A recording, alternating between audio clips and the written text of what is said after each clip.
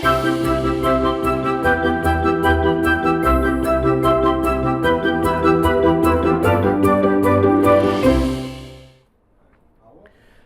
मैं हूं संदीप ग्रोवर और मनी9 की खास श्रृंखला मनी मास्टर में आपका बहुत बहुत स्वागत है।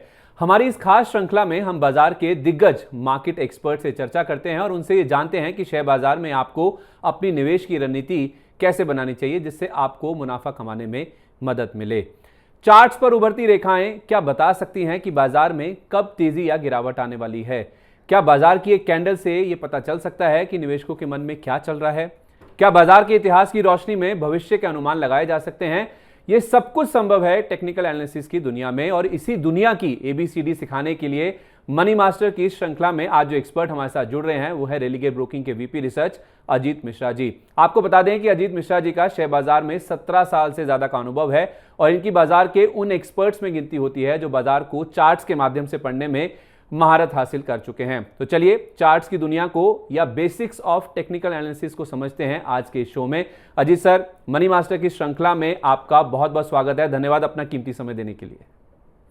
शुक्रिया संदीप सर, मेरा पहला सवाल आपसे बहुत ही बेसिक है कि आखिर ये टेक्निकल एनालिसिस होती क्या है सर? देखिए संदीप, मार्केट को पढ़ने के लिए आपके पास बहुत सारे टेक्निक्स हैं और जो मेजर तीन जो इस पे हम बात करते हैं, इस पे फोकस होता है। पहला फंडामेंटल्स, जहाँ पे कि आप चेक करते हैं कंपनी की बैलेंस शीट्स क्या है, पीएनएल क्या है, उसके कैश फ्लोज कैसे हैं, और आप एक लंबी अवधि के लिए उसके बेसिस पे आप एक अंदाजा लगाते हैं।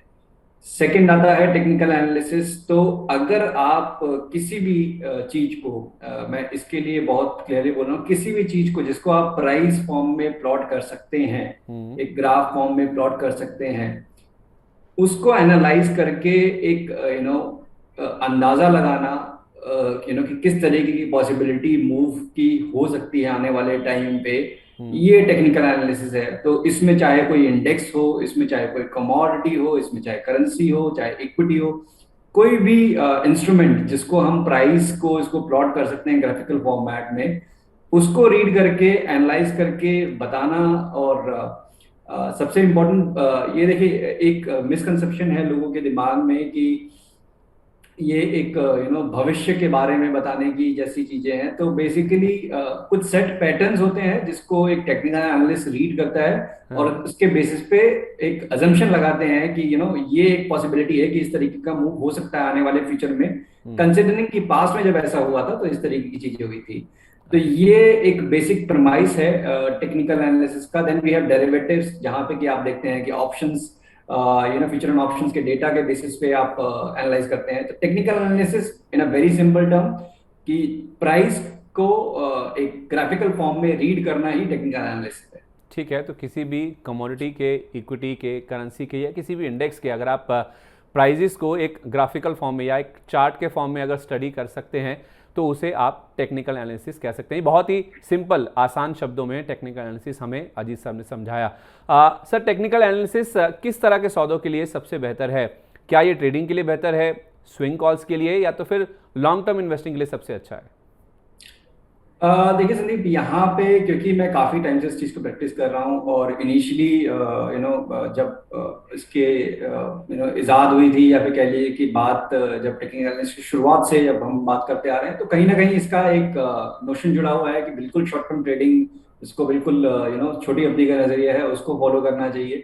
But I feel after experiencing market के काफी ज्यादा उतार चढ़ाव को देखने के बाद कि अगर आप इसको लंबी अवधि में भी जोड़ते हैं एज अ एग्जिट टूल, तो ये आपका काफी अच्छा काम करता है। तो डिपेंडिंग अपॉन आपका स्टाइल, सो अज्यूमिंग अगर आप एक ट्रेडर हैं तो obviously you have to focus on technicals, आपको ज्यादा वेटेज उसी को देनी पड़ेगी। Fundamental takes a back seat because आपके पास स्टॉप लॉसेज हैं, आप एग्जिट कर सकते हैं उसके बेसिस पे, and that only comes through the help of charts. वो फंडामेंटल में आपके पास स्टॉप लॉसेज नहीं होते, वहां पे जब तक कि रेशनल नेगेट नहीं होता तब तक आप पोजीशन को होल्ड करते हैं। तो ट्रेडर के लिए तो ऑब्वियसली ये है ही, चाहे आप स्विंग ट्रेडर हो चाहे पोजिशनल ट्रेडर हो। इन्वेस्टर के लिए एज अ सिग्नल्स आप अगर फॉलो करते हैं तो एग्जिट थोड़े से बेटर हो सकते हैं, ये मेरा मानना है, ये क्योंकि मैंने खुद इसको अप्लाई करके देखा हुआ है। बट जो इनिशियली अगर बात करें तो ऑब्वियसली एक पोजिशनल ट्रेडर, स्विंग ट्रेडर के लिए ज्यादा इंपॉर्टेंट रहेगा टेक्निकल एनालिसिस को फॉलो करना। ठीक है, तो एक पोजिशनल ट्रेडर या तो फिर एक जो स्विंग ट्रेडर होता है उसके लिए तो टेक्निकल एनालिसिस काफ़ी कारगर साबित होती है, उनके लिए काफ़ी अच्छी साबित होती है। और कोई एक अगर लंबी अवधि का निवेशक भी है तो उनके लिए भी एक संकेत के तौर पे कि आप एग्जिट कहाँ पे कर सकते हैं, ऐसे कुछ इंडिकेशंस टेक्निकल एनालिसिस से मिलते हैं। ऐसा पर्सनल यानी कि व्यक्तिगत इनका तजर्बा है अजीत सर का, जो हमें वो बता रहे हैं कि टेक्निकल एनालिसिस के ज़रिए आप अप्लाई कर सकते हैं। अच्छा सर, किसी एक टेक्निकल एनालिस्ट के लिए खबरें या तो फिर जो बड़ी घटनाएं होती हैं और वो कितनी मायने रखती हैं सर? देखिए, यहाँ पे एक बेसिक प्रमाइस है कि प्राइस डिस्काउंट एवरीथिंग। तो जो भी है वो प्राइस में ऑलरेडी है। तो कभी कभार यस, शॉक सरप्राइजेस होते हैं मार्केट में। उसका रिएक्शन होता है कि जैसे कि आप एक तेजी का ट्रेंड देख रहे हैं, बट अचानक से ही मार्केट का मूड बदल जाता है और आप देखते हैं कि गिरावट हावी हो जाती है। ऐसा नहीं है कि वो पूरी तरीके से प्राइस में डिस्काउंट नहीं होता है। इन अ वे आप देखेंगे कि या तो प्राइस उससे पहले डिटरेट होना शुरू हो जाएगा, जो मोमेंटम था वो डिटरेट होना शुरू हो जाएगा, एक्चुअल रिवर्सन शायद ना हो, उस टाइम तक का वेट करेगी जब न्यूज। तो एक एक रिएक्शन, नीजक रिएक्शन जरूर हो सकता है। बट डिपेंडिंग अपॉन, जैसे कि हम अगर एक ब्रॉडर इंडाइसिस की बात कर रहे हैं या फिर हम बेंचमार्क की बात कर रहे हैं, तो उनमें आप ज्यादा इंपैक्ट नहीं देखेंगे। स्टॉक स्पेसिफिक यस, उसका काफी इंपैक्ट होता है, बिकॉज अर्निंग सीजन में हैं हम, तो इसी टाइम पे सबसे ज्यादा कॉशन रखने की जरूरत होती है। जहाँ पे कि आप देख रहे होते हैं कि स्टॉक में काफी अच्छी मूव आ रही है और अचानक से ही result in line with expectation नहीं आया और स्टॉक में रिएक्शन आया। तो ये कुछ एक फैक्टर जरूर होते हैं। साथ ही साथ कोई बड़ी न्यूज जैसे कि कोविड हिट हुआ या फिर ग्लोबल मेल्टडाउन हुआ, तो उसमें आपको इंडिकेशन जरूर मिलते हैं। बट हाँ, फर्स्ट हैंड पे आपको देखने पड़ते हैं, प्राइस में वो चीजें नहीं आएंगी। वो आपको जो इंडिकेटर्स होते हैं टेक्निकल एनालिसिस में, वो आपको इंडिकेशन देते हैं कि कहीं ना कहीं ट्रेंड डिटोरेट हो रहा है, जो इस साइड का भी मूव है वो डिटोरेट हो रहा है और आपको देखने की जरूरत है, और आपको थोड़ा सा कॉशन रखने की जरूरत है। बिल्कुल, खबरें काफ़ी ज़्यादा मायने रखती हैं टेक्निकल एनालिस्ट के लिए। काफ़ी सारे इंडिकेटर्स होते हैं, उन इंडिकेटर्स के बारे में अजीत सर मैं आपसे आगे समझूंगा भी कौन से इंडिकेटर्स होते हैं जो आपको बताते हैं कि ट्रेंड रिवर्सल होने वाला है, ट्रेंड बदलने वाला है। लेकिन उससे पहले सर, ऐसा बोलते हैं कि किसी शेयर या तो फिर बाजार में बड़ी गिरावट या तेज़ी चार्ट्स पर पहले ही इंडिकेट हो जाती है, जैसे आप अभी इंडिकेट कर भी रहे थे। ये कितना हद तक सही है सर? देखिए, ये सिर्फ बहुत जो टेक्निकल एनालिस्ट को फॉलो करते हैं वो समझ पा रहे होंगे इस चीज को, जो मैं कहने वाला हूँ कि जब आप कोई भी चीज करने वाले हैं, खासतौर से मैं इंस्टीट्यूशनल इन्वेस्टर की बात कर रहा हूँ, हमारी मार्केट में उनका काफी ज्यादा प्रभाव रहता है। तो वो हमारी तरह नहीं कि एक छोटी सी क्वांटिटी उनको बाय करनी है, उनको लंबी अवधि तक एक्यूमुलेट करना पड़ता है, डिस्ट्रीब्यूट करना पड़ता है। तो जिस तरीके से वो टाइम लेते हैं, ड्यूरिंग द मंथ्स वो बाय करते जा रहे हैं, बाय करते जा रहे हैं, तो वो कहीं ना कहीं एक प्राइस पैटर्न फॉर्म होगा। सिमिलरली जब वो डिस्ट्रीब्यूट करते हैं, जब उनको बेचना होता है तो दे डिस्ट्रीब्यूट, वो एक गो में सेल नहीं करते, और अदरवाइज प्राइस क्रैक हो जाएंगे और उनका नुकसान काफी ज्यादा हो जाएगा। तो ये सारी चीजें आपको प्राइस में दिखती हैं कि आप कितने लेवल के चार्ट्स को फॉलो कर रहे हैं उसके बेसिस पे। ऑब्वियसली इंट्राडे और इन सब चीजों में तो आपको विपशॉस आप प्ले कर रहे हो, मींस स्पेकुलेशन को ट्रेड कर रहे हो। बट अगर आप लंबी अवधि में देखें तो आपको बिल्कुल क्लियर अंदाजा लगता है कि किस तरीके के बिगर मूव्स आने वाले हैं मार्केट में। तो वो बिल्कुल क्लियरली आप टेक्निकल एनालिसिस को अगर सही से रीड करते हैं तो आप बता सकते हैं। ठीक है, तो अगर सही से कोई रीड करता है टेक्निकल एनालिसिस के जरिए, तो जब बाजार में या तो किसी शेयर में जो बड़ा मूव आने वाला होता है वो पहले ही चार्ट्स पे नज़र आ जाता है। अच्छा सर, बहुत एक बेसिक सवाल ये है कि सपोर्ट और रेजिस्टेंस, इसको लेके मतलब आमतौर पे हम कई बार चर्चा करते हैं, ये क्या होते हैं और ये कितने महत्वपूर्ण होते हैं? देखिए संदीप जी, इसको मैं बहुत सिंपल शब्दों में समझाने वाला हूँ, मार्केट से थोड़ा सा अलग होके। सपोर्ट ये हुआ कि जैसे आपके हाथ में एक गेंद है, एक बॉल है, जिसको आप फ्लोर पे अगर थ्रो करते हैं और वो बाउंस करती है जिस एरिया को, जिस फ्लोर पे टच करके, वो आपका सपोर्ट हो गया। और वही उस बॉल को अगर आप ऊपर रूम में बैठे हैं और उसको उछालते हैं तो सीलिंग को टच करके आता है और फिर वो नीचे आ जाता है, तो वो आपका रेजिस्टेंस हो गया। तो सीलिंग आपका रेजिस्टेंस हो गया और जो बॉल जहां से टच करके बाउंस कर रही है वो आपका सपोर्ट हो गया। तो जहां पे भी आप देखेंगे कि गिरते हुए मार्केट में बाइंग इंटरेस्ट इमर्ज होता है, बहुत सारे लोग आपको मिलेंगे जो कि केवल without the use of technical software उनको पता होता है कि इस लेवल के अराउंड पे बाइंग आएगी। क्यों? क्योंकि पास्ट में भी इन लेवल्स के पास पे मार्केट ने सपोर्ट लिया था या स्टॉक ने सपोर्ट लिया था। तो ब्रॉडली जहां पे भी आपका बाइंग इमर्ज हो वो आपका सपोर्ट है। जहां पे आपको देखते हैं कि डिस्ट्रीब्यूशन होता है या फिर जहां पे पास्ट में रेजिस्टेंस लिया है, रेजिस्टेंस जहां पे सेलिंग प्रेशर आया है, वो आपका रेजिस्टेंस एरिया होता है। चलिए ठीक है, जहाँ पे आपको बाइंग इंटरेस्ट दिखता है लोअर लेवल्स पे, वो एक सपोर्ट के तौर पे होता है, और जहाँ डिस्ट्रीब्यूशन या तो फिर बिकवाली दिखती है वो एक रेजिस्टेंस लेवल के तौर पे आप देख सकते हैं किसी शेयर, करेंसी या फिर आप इंडेक्स की बात करें तो। अच्छा सर, ये तो सपोर्ट और रेजिस्टेंस की बात हो गई, इसके साथ साथ टेक्निकल एनालिसिस में मूविंग एवरेजेस का भी काफ़ी ज़्यादा महत्व है, और ये कितने इंपॉर्टेंट होते हैं, खासतौर पे 10, 20, 50, 200 ये एवरेज सबसे ज़्यादा चर्चा में रहते हैं, थोड़ा इनके बारे में भी समझाइए सर। देखिए, मूविंग एवरेजेस कुछ ज्यादा नहीं है, बेसिकली आपको ट्रेंड बताते हैं कि किस तरीके का ट्रेंड में मार्केट है। और जब हम बात करते हैं मल्टीपल मूविंग एवरेजेस की, तरफ जितना टाइम कम छोटा होता जाएगा उतना शॉर्टर ड्यूरेशन के लिए आप ट्रेंड के लिए एक अंदाजा लगाने के लिए उसको यूज कर रहे हैं। तो जैसे कि 10 दिन का अगर आप यूज कर रहे हैं तो आप 2 हफ्ते में किस तरीके का ट्रेंड रहा है मार्केट में, बिकॉज 5 दिन मार्केट ट्रेड करती है, तो 10 दिन आपके लास्ट 2 वीक के एवरेज को। तो बेसिकली ये होता क्या है, टू बी प्रिसाइज, कि बहुत सारे टाइप के होते हैं इसमें, बेसिकली सिंपल, वेटेड, एक्सपोनेंशियल। मैं सिंपल मूविंग एवरेज की अगर बात करूं, जैसे कि अगर आपका लास्ट 10 दिन में जो भी कोई स्टॉक, इंडेक्स, कोई भी इंस्ट्रूमेंट जो ट्रेड हुआ उसके प्राइस को आप ऐड करते हैं, डिवाइडेड बाय 10 करते हैं, तो जो वैल्यू आती है वो 11th डे पे आप उसको प्लॉट कर देते हैं एज ए एवरेज। और जिस तरीके से आपका ये प्राइस एक्शन आगे बढ़ता जाता है, उस तरीके से आपकी एवरेज चेंज होती जाती है। लास्ट 10 दिनों को आप पिछले वाला दिन ही करें, फर्स्ट को हटा देंगे आप, उसके बाद सेकंड से शुरू हो जाएगा और 11th तक रख लेंगे। तो एक इन अ वे एक लाइन फॉर्म होती है जो कि बताती है कि प्राइस एक्शन ऊपर की तरफ होगा ऑब्वियसली, तो आपको मूविंग एवरेज ऊपर की तरफ जाते हुए नजर आएगी।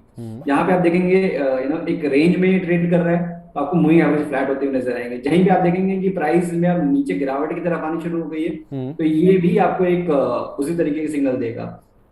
तो जब हम बात करते हैं खासतौर से 200 दिन की और 100 दिन की, तो बेसिकली 200 दिन सबसे इंपॉर्टेंट ये है। एक अगर आप फर्स्ट टाइम स्टार्ट कर रहे हैं टेक्निकल एनालिसिस को समझने के लिए, 200 दिन का एक्सपेंशन मूविंग एवरेज लगाइए, ज्यादा कुछ एक्सपेरिमेंट मत करिए।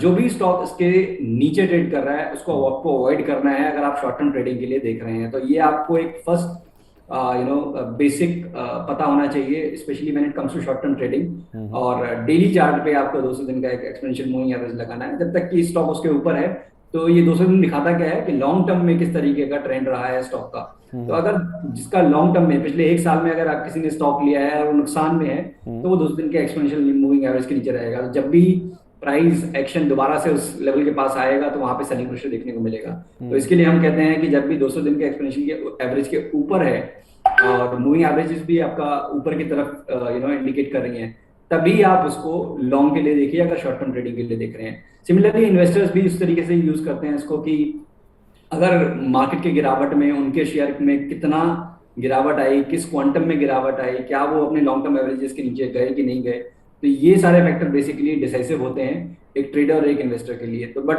टू स्टार्ट विद मैं कहूंगा कि ज्यादा आप चार्ट को कॉम्प्लिकेट मत करिए 10-15 मूविंग एवरेजेस लगा के, बिकॉज वो ज्यादा एनालिसिस एक्शन नहीं लेने देगा आपको। तो एक 200 दिन का एक्सपोनेंशियल मूविंग एवरेज लगा के एक अंदाजा मिलेगा आपको कि लॉन्ग टर्म ट्रेंड क्या है और उसके हिसाब से अपनी पोजीशन को प्लान करें।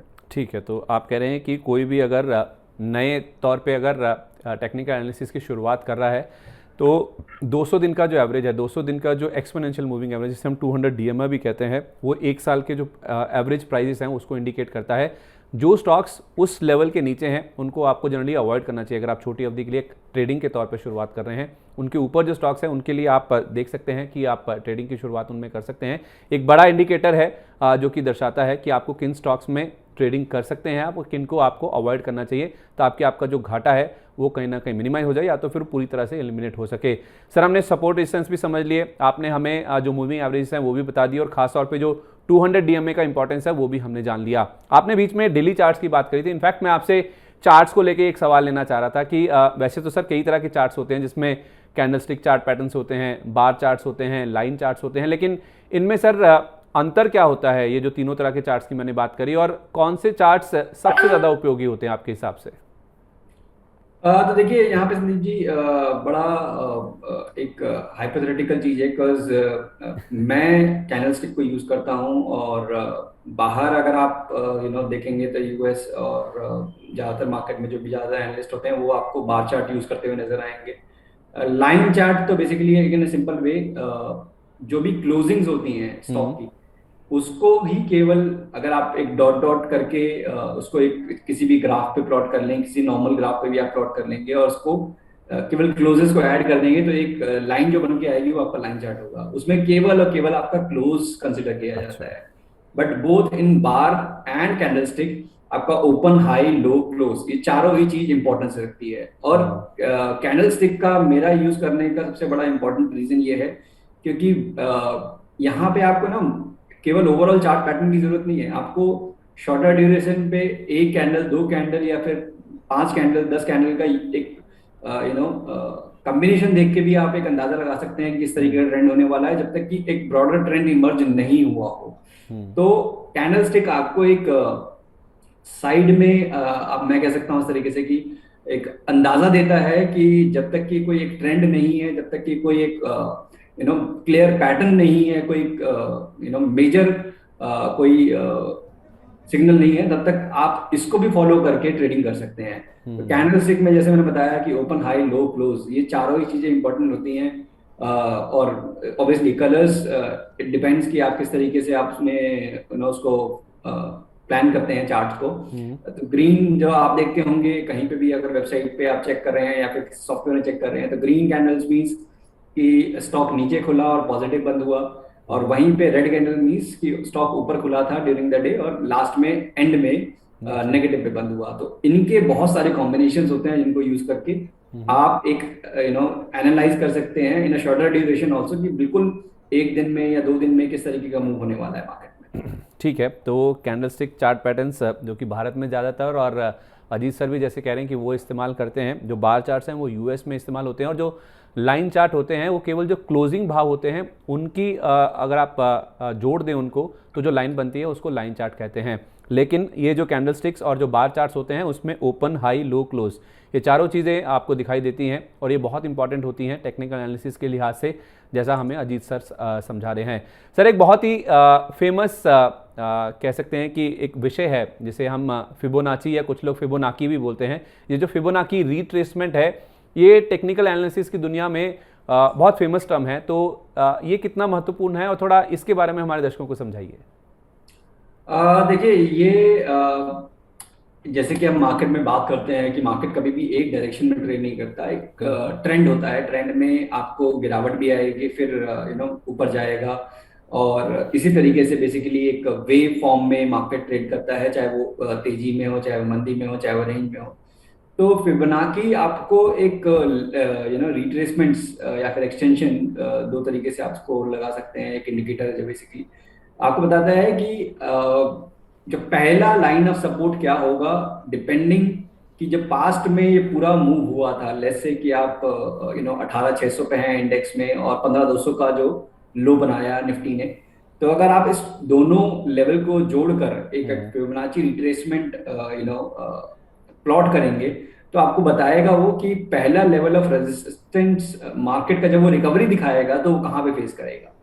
तो ये बेसिकली जो ये प्रिंसिपल है वो इजाद किया गया था कि हमारे सराउंडिंग में या फिर साइंस में बहुत सारी चीजों में आप इस चीज का एक कॉमनैलिटी देखेंगे कि कोई भी चीज इन्हीं लेवल्स के अराउंड पे ही जाके सपोर्ट या रेजिस्टेंस लेती है। तो जो इसमें लेवल्स हैं, चाहे वो 23% का हो, फिर 50%, फिर 78 पॉइंट समथिंग, तो इस तरीके के लेवल्स बेसिकली इसमें प्री डिफाइंड है। तो जब भी रिकवरी आएगी या फिर जब भी स्टॉक गिर रहा है तो कहाँ पे सपोर्ट ले सकता है, तो उसको हम आइडेंटिफाई करने के लिए इस टूल का यूज करते हैं कि शायद फर्स्ट लाइन ऑफ डिफेंस ये होगा, 23% पे जाके रुकेगा या 50% पे। तो इसमें एक एजम्पशन ये होता है कि 50% से ज्यादा अगर स्टॉक रिट्रेस कर गया अपने हाई से एज पर दी फिबोनाची रिट्रेसमेंट, तो उसमें चांसेस ऑफ रिकवरी बहुत डल हो जाएंगी। यहीं पे अगर स्टॉक केवल 23% अपना फिबोनाची रिट्रेसमेंट पे आके रिकवर कर जाता है, तो it means the trend is intact और यहाँ से आपको तेजी बढ़ते हुए मिलेगी। सिमिलरली डाउन ट्रेंड में भी इसी तरीके से कि अगर 50% रिकवर नहीं कर पाता है तो दोबारा से ट्रेंड नेगेटिव साइड पे रिज्यूम हो सकता है। तो ब्रॉडली आप एक तरह से सपोर्ट एंड रेजिस्टेंस के टूल की तरह ही फिबोनाची रिट्रेसमेंट को यूज करते हैं। ठीक है, तो सपोर्ट और रेजिस्टेंस के एक टूल के तौर पे ही फिबोनाची रिट्रेसमेंट जो है उसका इस्तेमाल होता है। इसमें कुछ लेवल्स होते हैं, जैसे सर हमें बता रहे हैं कि 23%, 50%, इन लेवल्स तक अगर स्टॉक रिकवर होता है या गिरता है तो इसके अलग अलग मायने हैं जो कि हमें सर बता रहे हैं, इनको आपको ध्यान में रखना होता है। सर हमने सपोर्ट रेजिस्टेंस समझ लिया, हमने जो कुछ और इंडिकेटर्स हैं, हमने फिबोनाची के बारे में भी समझ लिया, लेकिन कुछ और इंडिकेटर्स भी होते हैं। वैसे तो कई तरह के इंडिकेटर्स होते हैं टेक्निकल एनालिसिस में। अगर 2 या 3 बहुत अहम जो इंडिकेटर्स होते हैं उसका सेट बनाना है तो वो कौन से होंगे? मतलब कि कुछ आसान हो, जो सबकी समझ में आ सकें और जो इंपॉर्टेंट भी हों, ऐसे 2-3 इंडिकेटर्स बताइए। देखिए, ये संदीप जी बड़ा हाइपोथेटिकल है, बिकॉज मैं अगर किसी चीज को यूज कर रहा हूँ तो जरूरी नहीं है कि शायद वो आपके लिए बेनिफिशियल हो। बट एक ब्रॉडली जो मैं कहता हूँ कि एक इम्पॉर्टेंट है एक इन्वेस्टर के लिए, एक ट्रेडर के लिए जानना, वो मूविंग एवरेजेस बहुत इंपॉर्टेंट है मेरे हिसाब से। जब तक कि आप एक ट्रेंड के बारे में आप प्राइस देख के भी जान जाते हैं, बट आपको कहीं ना कहीं थोड़ा सा अपना एक अंदाजा लगाना पड़ता है। बट मूविंग एवरेज लगाने के बाद आप प्लॉट कर देते हैं तो एटलीस्ट आपका काफी काम हल्का हो जाता है। आप एक स्कैन करने में कि मेरे को कौन से स्टॉक्स में ट्रेड करना है। आज के टाइम पे जैसे 200 स्टॉक्स अवेलेबल हैं एफएनओ में, तो अगर मैं एक अपने काम को आसान करना है, अगर मैं एक मूविंग एवरेज प्लॉट कर देता हूं तो मुझे जिन स्टॉक में भाई वो 200 डीएमए ईएमए के नीचे है उनको मैं ट्रेड नहीं करूंगा लॉन्ग साइड पे, तो आपका काम आसान हो गया। तो ये एक ऐसा टूल है जो कि काफी हद तक मेरे हिसाब से कारगर है। उसके अलावा सबसे इम्पोर्टेंट जो मेरे तजुर्बे में मैं कह सकता हूँ, थोड़ा बहुत जितना भी एक्सपीरियंस है मुझे, सबसे इम्पोर्टेंट प्राइस एक्शन और वॉल्यूम एक्शन है। तो देखिए, जो प्राइस में जो भी मूवमेंट हो रही है, अगर वो वॉल्यूम में सेम कंफर्मेशन नहीं हो रही है तो थोड़ा सा ध्यान रखने की जरूरत है। मींस अगर तेजी आ रही है बट वॉल्यूम्स नहीं आ रहे हैं स्टॉक में, तो थोड़ा ध्यान रखिए कि हो सकता है कि वो फेलियर हो जाए, ब्रेकआउट या जो मूव है वो फिजल आउट हो जाए। तो दूसरा इंडिकेटर मेरे हिसाब से वॉल्यूम पे आपको जरूर फोकस होना चाहिए। केवल प्राइस मत देखिए कि स्टॉक भाग रहा है, उस भागने में कितना वॉल्यूम आ रहा है, किस तरीके से पार्टिसिपेशन है, वो काफी इंपॉर्टेंट होता है। और लास्टली देखिए, बहुत सारे लीडिंग इंडिकेटर्स कहते हैं, जैसे हम मूविंग एवरेज की बात करें, एक लैगिंग इंडिकेटर है क्योंकि प्राइस पहले मूव होता है उसके बाद ये फॉर्म होता है। लीडिंग इंडिकेटर्स क्या होते हैं? जो कि आपको एक अंदाजा देते हैं, जैसे मैं पहले भी बता रहा था आपको कि मार्केट में बड़ी गिरावट से पहले कुछ एक इंडिकेटर्स होते हैं जो आपको एक अंदाजा देते हैं। तो उसमें जैसे RSI, रिलेटिव स्ट्रेंथ इंडेक्स का जो इंडिकेटर है, वो आपको डाइवर्जेंस दिखाता है। तो एक धारणा है लोगों में कि ये इंडिकेटर ऑब्वियसली जो बिल्कुल फर्स्ट टाइम सुन रहे हैं शायद उनके लिए ये कंसेप्ट थोड़ा एलियन हो, बट जो थोड़ा बहुत समझते हैं इसको, तो रिलेटिव स्ट्रेंथ जो इंडेक्स है RSI, उसको लोग ओवरबॉट और ओवरसोल्ड के लिए यूज करते हैं कि अगर ये 70 के ऊपर गया तो ये मार्केट ओवरबॉट है और यहाँ से गिरावट आ सकती है, और 30 के नीचे गया तो मार्केट ओवरसोल्ड है और यहाँ से बाइंग आएगी। तो जो basically is not the right use, जो मेरा एक्सपीरियंस कहता है कि इसको आप डाइवर्जेंस के लिए यूज करें कि अगर स्टॉक का प्राइस या फिर इंडेक्स का प्राइस ऊपर ऊपर जा रहा है, बट यहाँ पे आप RSI पे देख रहे हैं कि इसने अपने लोअर हाइज बनाने शुरू कर दिए हैं, मींस आपका इंडिकेटर में वो सेम चीज रिफ्लेक्ट नहीं कर रहा है जो कि प्राइस रिफ्लेक्ट कर रहा है। आपको ध्यान रखने की जरूरत है, कहीं ना कहीं ट्रेंड डिटेरेट हो रहा है, प्रॉब्लम आ सकती है मार्केट में। प्राइस रिवर्सल शायद 10 दिन बाद हो, चाहे 15 दिन बाद हो, चाहे महीने भर बाद हो, चाहे साल भर बाद हो, ये पॉसिबिलिटी रहती है कि डाइवर्जेंस आया है तो ऑब्वियसली जो एग्जिस्टिंग ट्रेंड है वो थोड़ा कहीं ना कहीं कॉशियस हो जाएगा।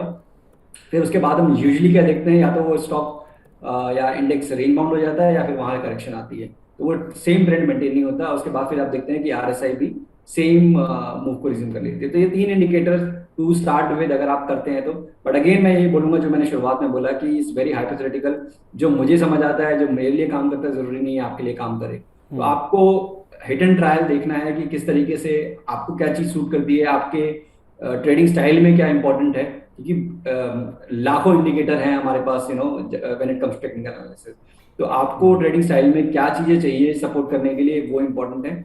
बट मूविंग एवरेज और वॉल्यूम्स ये मेरे हिसाब से कांस्टेंट रहेंगे। ठीक है, आपने 3 इंडिकेटर्स बताए सर, मैं 2 नोट कर पाया, एक तो प्राइस वॉल्यूम और दूसरा आपने RSI बताया, तीसरा क्या बताया सर आपने? Moving averages is something which is critical. Moving average जो आपने बोला कि लीडिंग इंडिकेटर्स होते हैं जो, नहीं, moving average is lagging, because lagging का मतलब क्या हुआ कि जो प्राइस एक्शन होने के बाद इसमें मूव आता है। लीडिंग इंडिकेटर वो हुए जहां पे कि आपको एक अंदाजा मिलता है कि पॉसिबल ये है कि ये ट्रेंड डिटेरेट हो रहा है या फिर ये ट्रेंड मजबूत हो रहा है। ठीक है, तो प्राइस एक्शन होने के बाद जो इंडिकेटर्स होते हैं उनको लैगिंग इंडिकेटर्स बोलते हैं, और जो प्राइस पैटर्न फॉर्म होने के पहले जो इंडिकेटर्स हमें आते हैं हमारे सामने, उनको लीडिंग इंडिकेटर्स बोलते हैं, जो कि प्राइस एक्शन होने से पहले हमें इस चीज़ का अंदाज़ा देते हैं कि इस तरह का प्राइस एक्शन हो सकता है। अच्छा सर, ये भी बताइए कि हायर हाइज हायर लोज या तो फिर लोअर हाइज लोअर लोज, ये भी काफ़ी फेमस हैं जहाँ तक टेक्निकल एनालिसिस की बात है, तो इनको आप कितना इंपॉर्टेंट मानते हैं और इसके बारे में थोड़ा बताइए। देखिए संदीप जी, यही सार है पूरे डिस्कशन का मेरे हिसाब से, कि जब तक कि आप आप देख रहे हैं कि कोई भी स्टॉक इंडेक्स तेजी में, अगर आपको तेजी को कंफर्म करना है तो उसको अपने प्रीवियस लो से ऊपर एक लो बनाना पड़ेगा और प्रीवियस हाई से ऊपर हाई बनाना पड़ेगा। तो आप एक क्लियरली एक ट्रेंड स्टेब्लिश करेंगे जहां पे आपको पता लगेगा कि एक हाँ तेजी बनी हुई है। मतलब जो कहावत है कि भाव भगवान छे, तो वो एग्जैक्टली वही है कि जब तक भाव में चेंज नहीं हुआ, मेरा इंडिकेटर चाहे कुछ भी कह रहा हो कि यहाँ पे मार्केट डिटेरेट हो गई है, ट्रेंड डिटेरेट हो गया है, शायद मैं कॉशियस हो जाऊंगा, बट क्या मैं उसके लिए रिवर्स पोजीशन ले लूंगा? नहीं लूंगा, जब तक कि मेरा प्राइस उस चीज को कंफर्म नहीं करेगा।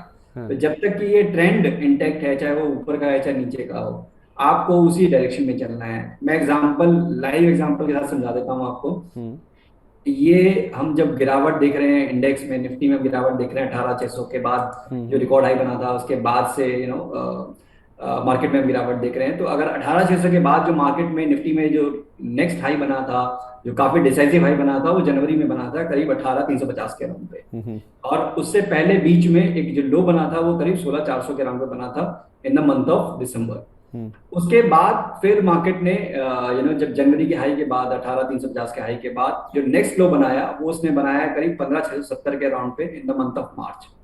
उसके बाद एक काफी स्ट्रॉन्ग रिकवरी देखी बाजार ने, और इन द मंथ ऑफ अप्रैल हम दोबारा से 18,100 तक के लेवल्स तक गए। इसके बाद जो गिरावट आई, इस गिरावट में in the month of May, यहाँ पे हमने मार्च के लो को पेनिट्रेट नहीं किया जो कि हमने प्रीवियस बनाया था, और उसके बाद एक हमने रिबाउंड देखा। बट फाइनली इस रिबाउंड में जो प्रीवियस हाई जो हमने बनाया था 18,100 का, वहां तक तो हम पहुंचे ही नहीं, 16,800 के लेवल को भी क्रॉस नहीं कर पाए। और हमने फिर दिखा कि मार्केट में एक डिक्लाइन आया 15,200, जो कि एक नया लो बना। तो अभी तक पूरे मार्केट का जो केवल प्राइस पे अगर आप देखेंगे तो नेगेटिव स्ट्रक्चर इंटैक्ट है। ये चेंज कब होगा? ये चेंज ये तब होगा जबकि 16,800 जो कि प्रीवियस हाई है इंडेक्स ने जो अभी हाल फिलहाल में बनाया था इन द मंथ ऑफ जून, इसको हम क्रॉस कर देंगे तो हम कहेंगे कि हाँ भाई, ये शॉर्ट टर्म में जो ये चलता आ रहा था ट्रेंड, ये कि जहाँ पे कि लोअर हाइज लोअर लोज बन रहे थे, ट्रेंड डाउन था, वो रिवर्स हो जाएगा। बट ऑब्वियसली उसके लिए आपको एक हायर लो भी चाहिए होगा। बट मैं अज्यूम यही कर रहा हूँ कि 16,800 को ब्रेक करने के बाद जो नेक्स्ट टाइम गिरावट होगी तो ऑब्वियसली एक लो जो हायर साइड भी बनेगा 15,200 तक शायद अटेम्प्ट ना करे। तो ये एक simple way of analysing price action यही होता है कि जहाँ पे आप इन चीजों को ध्यान रखें, बेसिक चीजों को ध्यान रखें, ज्यादा कॉम्प्लिकेट ना करें इंडिकेटर्स, उसके साथ प्राइस एक्शन पे बेसिकली आपका फोकस होना चाहिए। ठीक है, प्राइस एक्शन पे ज़्यादा फोकस रखें, ज़्यादा इंडिकेटर्स से कंफ्यूज ना करें। लेकिन हाँ, ये जो हायर हाइज और लोअर हाइज लोअर लोज ये जो हैं, ये काफ़ी इंपॉर्टेंट होते हैं किसी भी स्टॉक के लिए या किसी भी इंडेक्स के लिए।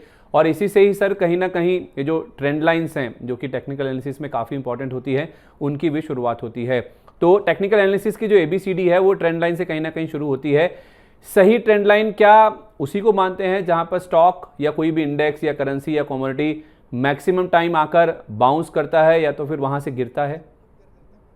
बिल्कुल सही। देखिए, इससे अच्छी डेफिनेशन नहीं हो सकती है, बिकॉज जहां पे भी आप देखते हैं कि एक प्राइस में गिरावट के टाइम पे या फिर एक जब ऊपर जा रहा है उस टाइम पे, कहीं पे भी जहां पे भी मल्टीपल टाइम वो आके तो देखिए, मूविंग एवरेज तो जैसे हमने बताया ना कि एक लाइन फॉर्मेट में होती है, बट जरूरी नहीं है प्राइस उसी तरीके से एकदम वर्टिकली ट्रेड करे। तो उसके लिए एक सपोर्ट रेजिस्टेंस के लिए आपके पास एक एडिशनल टूल है जिसको हम ट्रेंड लाइन बोलते हैं, जहां पे कि आपको एक हर तरीके का एक वेरिएशन मिल जाता है कि आप 45 डिग्री पे देख रहे हैं प्राइस को चढ़ते हुए, या 80 डिग्री पे या 90 डिग्री पे। तो जो फर्स्ट लाइन ऑफ डिफेंस है, आपको कोई मूविंग एवरेज में जो सपोर्ट आएगा वो बहुत नीचे का आएगा अगर प्राइस ने एक्शन बहुत शार्प दिखाया है तो उसके लिए आपका ट्रेंड लाइन एक अच्छा सपोर्ट, एक स्टॉप लॉस आइडेंटिफाई करने के लिए अच्छा टूल हो जाता है कि जब एक लेट्स से कि ऑलमोस्ट वर्टिकल राइज हुआ है फ्रॉम 50 to 100, तो अगर मूविंग एवरेज की बात करें तो वो बहुत ग्रेजुअली उस चीज को एक्सेप्ट करेगा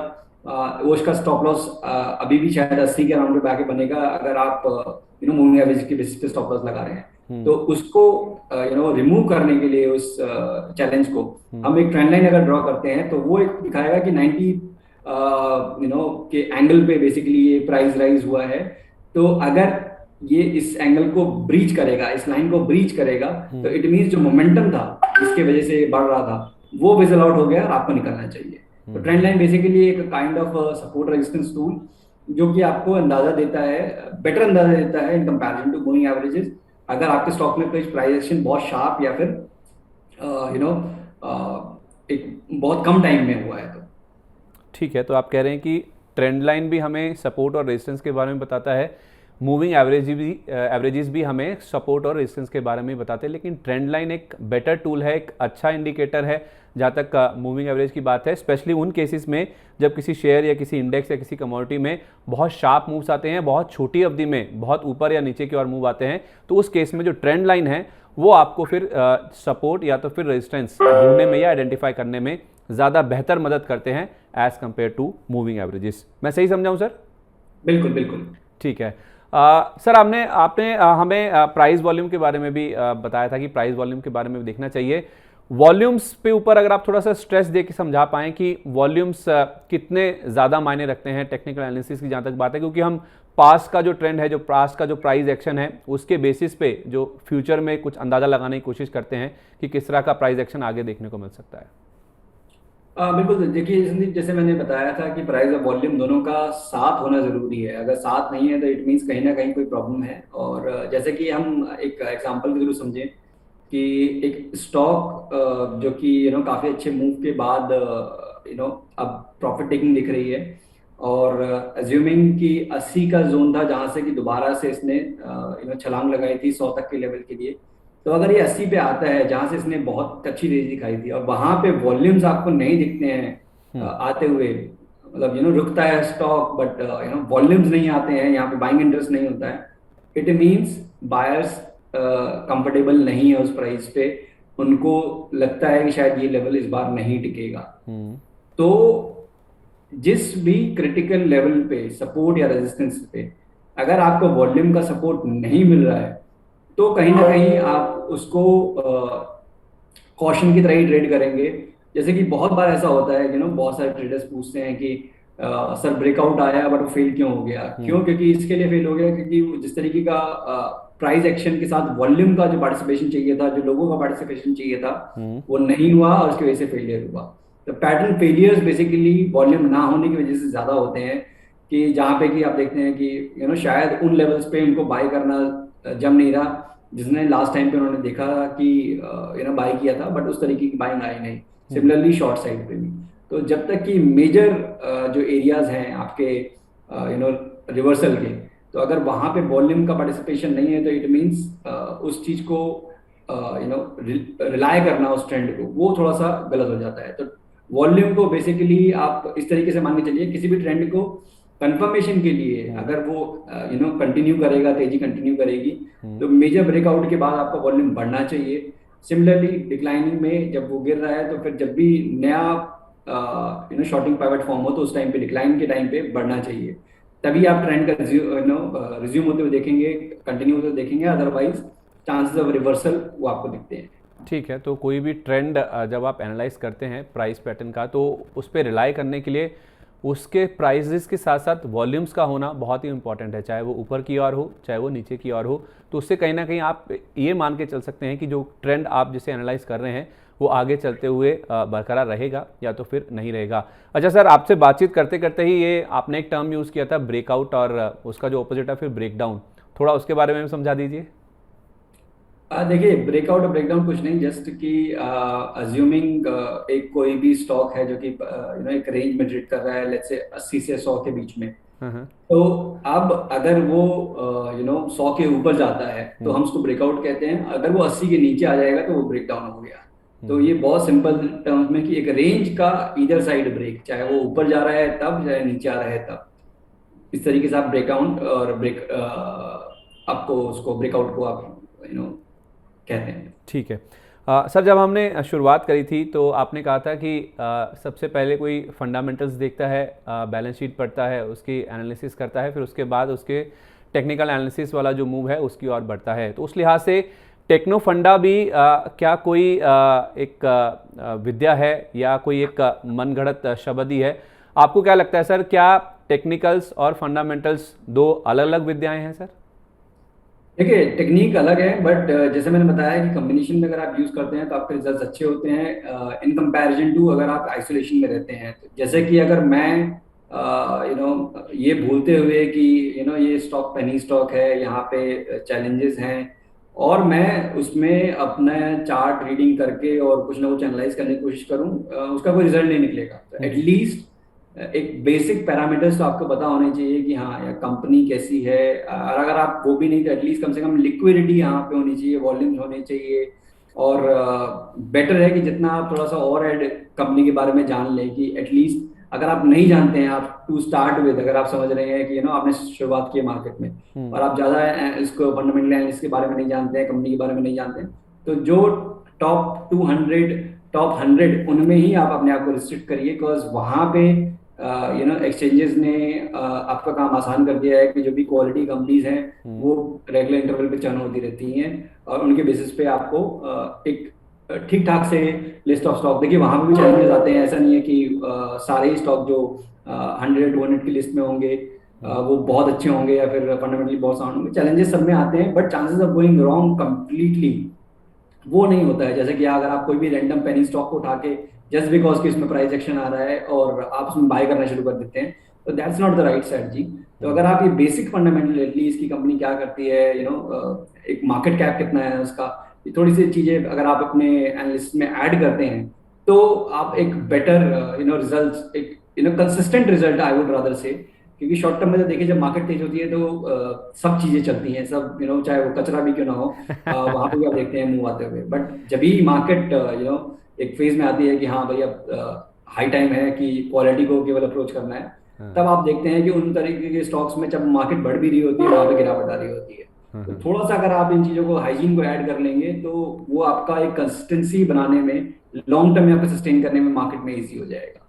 दोनों चीज़ें इंपॉर्टेंट है। हाइजीन की जहाँ तक बात है, अच्छे स्टॉक्स को आइडेंटिफाई करने के लिए अगर आप ज़्यादा फंडामेंटल्स के ऊपर तवज्जो नहीं भी देते हैं तो कम से कम आप टॉप 100 या टॉप 200 जो कंपनीज हैं, क्योंकि वो फंडामेंटली अच्छी मानी जाती हैं, एक क्राइटेरिया सेट होता है, एक समय समय के बाद उसमें चेंजेस होते रहते हैं, इंडेक्स में सेमी एनुअल हो या तो फिर क्वार्टरली हो, वो चेंजेस होते रहते हैं, तो उस लिहाज से वो अच्छी कंपनियां होती हैं। तो फंडामेंटल्स का भी अपना एक अलग इंपॉर्टेंस है, और दोनों चीज़ों को आप साथ में लेके चलें तो ज़्यादा बेहतर होगा। जो रिजल्ट्स आएंगे, जो रिटर्न्स आपके बनेंगे, वो शायद बेहतर साइड पे हो सकते हैं अगर आप टेक्निकल्स को और फंडामेंटल्स को एक साथ लेके चलते हैं। तो सर, हमने काफ़ी सारे इंडिकेटर्स की बात करी है, जिसमें आपने हमें RSI की बात करी, कुछ और भी मूविंग एवरेज हमें समझाए, लेकिन बहुत सारे ऐसे टर्म्स होते हैं जिसमें इचिमोकू, बॉलिंजर बैंड, MACD, ये थोड़ा इनके बारे में भी हमारे दर्शकों को बताइए कि ये क्या होते हैं, कितने महत्वपूर्ण होते हैं ये।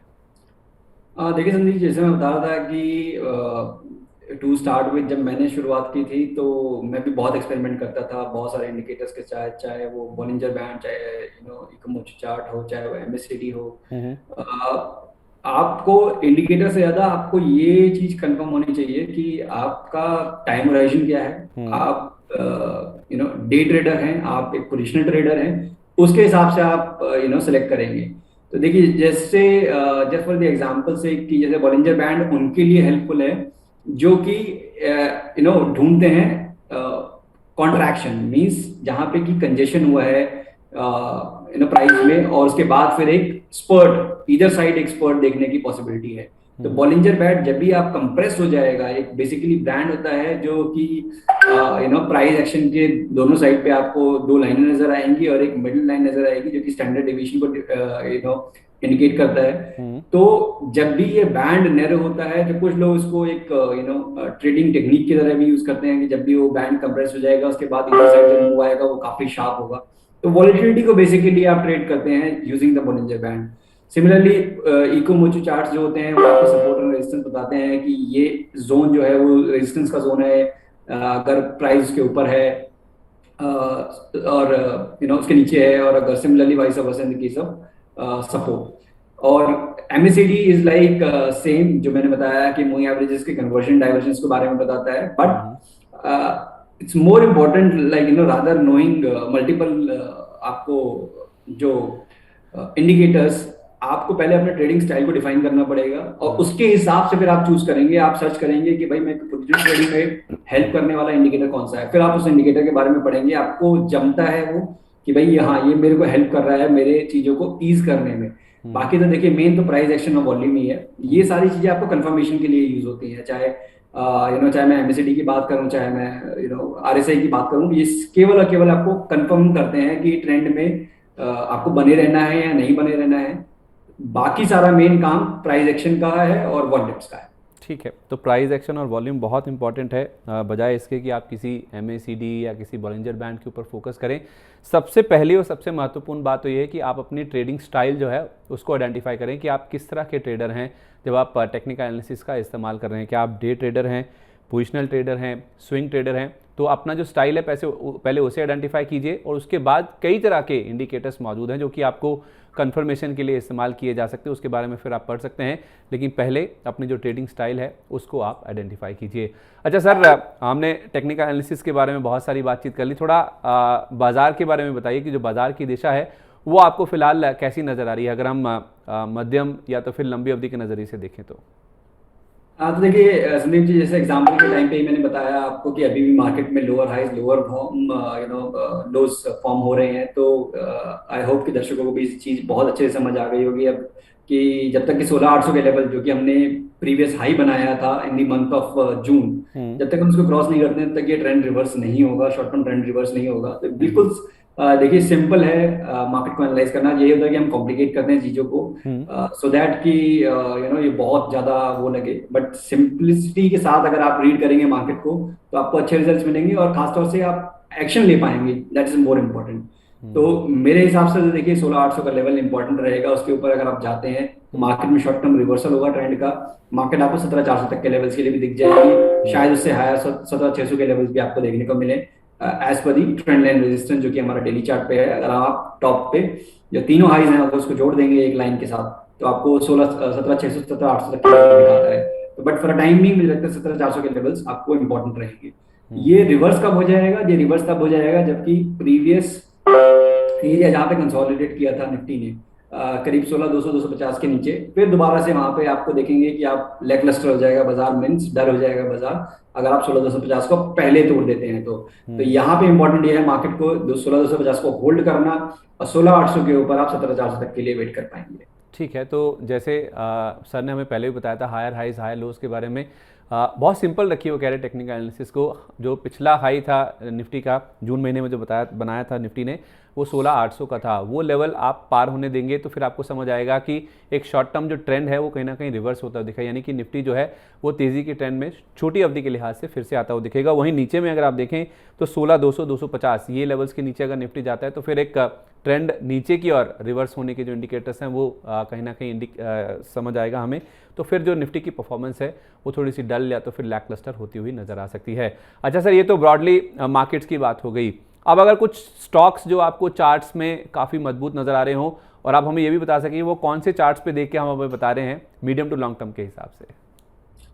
हाँ, तो देखिए संदीप जी, मैं दो चीजें करूंगा इसमें कि पहला तो सेक्टर कि जिस सेक्टर पे आपके फोकस होनी चाहिए, तो देखिए ये इंपॉर्टेंट रहता है as a investor as a trader कि जब भी मार्केट एक गिरावट के दौर के बाद निकले तो कहाँ पे आपका नजर फोकस होना चाहिए। तो देखिए एक चीज बहुत इंपॉर्टेंट है, बहुत क्लियर है, शायद लोगों ने एनालाइज भी किया होगा, ऑब्जर्व भी किया होगा, बट समझा नहीं क्योंकि कोई पास्ट का एक्सपीरियंस नहीं है इस चीज के बारे में।